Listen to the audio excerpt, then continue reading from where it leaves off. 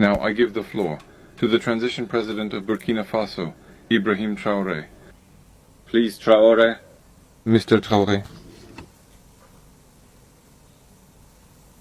Comrade, President Vladimir Putin. Comrade, President, African Head of State. Comrade, Head of Delegation. Hello. It is an honor for me this morning to speak here and to pass on the fraternal greetings from the people of the country of honest men. This is also the place for me. First of all, I want to give thanks to God Almighty, who has allowed us to gather here this morning in good health to talk about the future and the well-being of our peoples. I want to apologize to the elders I might offend with my upcoming words. African identity demands the rights of birth. I must apologize. Comrades, I have a few questions from my generation. No one is a question we ask, but we have no answers. And it turns out that here we can air our dirty laundry because we feel like family. We feel like family in the sense that Russia is also a family for Africa. It's a family because we share the same history. Russia made enormous sacrifices to free the world from Nazism during World War II. The African peoples, our grandfathers, were also forcibly deported to help Europe get rid of Nazism. We share the same history in the sense that we are the forgotten peoples of the world. Whether in history books, documentaries, or films, we tend to overlook the significant role that Russia and Africa played. Right now, we are here to talk about the future of our peoples, of what will happen tomorrow, of this free world we aspire to, a world without interference in our internal affairs. We have the same perspectives, and I hope this summit will be an opportunity. So, to be able to build very good relationships for a better future for our peoples. The questions that my generation is asking are the following. If I can sum it up, it's not understanding how Africa, with so many riches beneath our soil, with a generous nature, of water, with abundant sunshine, Africa is today the poorest continent. Africa is a hungry continent. And how is it that our heads of state are traveling the world begging? Here are some questions we are asking ourselves and for which we still have no answers.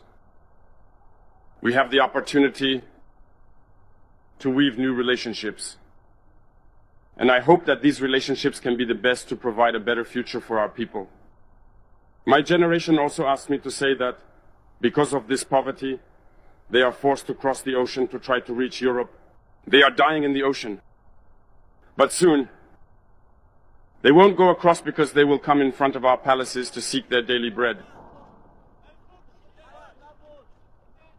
As for Burkina Faso, today we have been facing for more than 8 years, in the form of protest, the most barbaric, the most violent form of neocolonialism, of imperialism.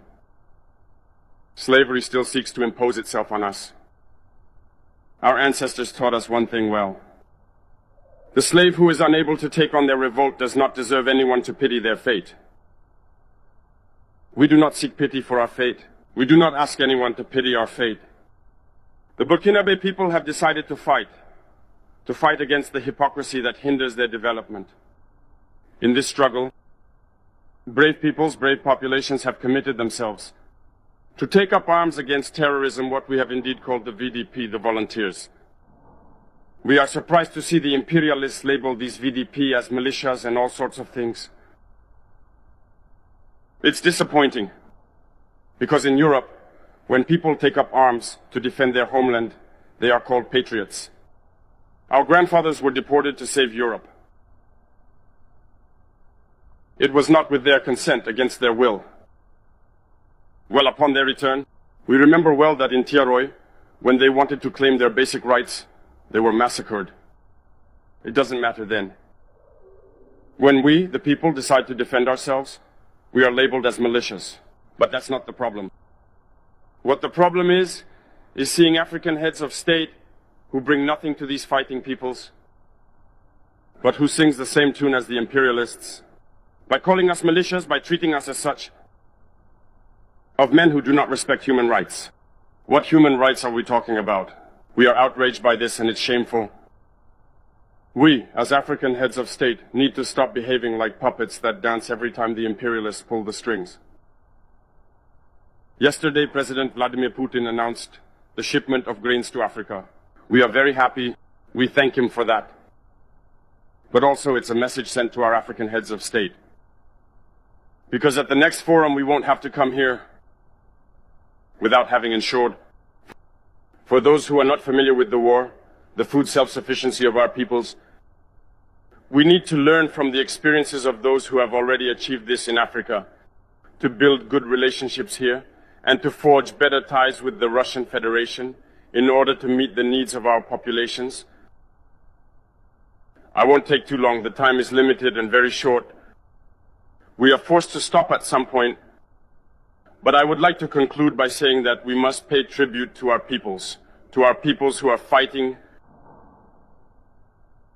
Glory to our peoples, dignity to our peoples, victory to our peoples, the homeland or death will conquer us. Thank you, comrades.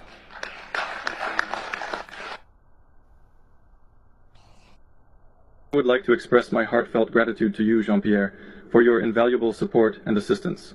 Your help has been truly appreciated, and I am sincerely thankful for everything you have done. I would like to draw your attention to the issue of Russia regarding Nazism.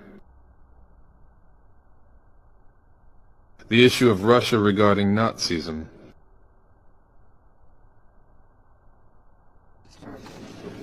In the interests of the whole world to free people,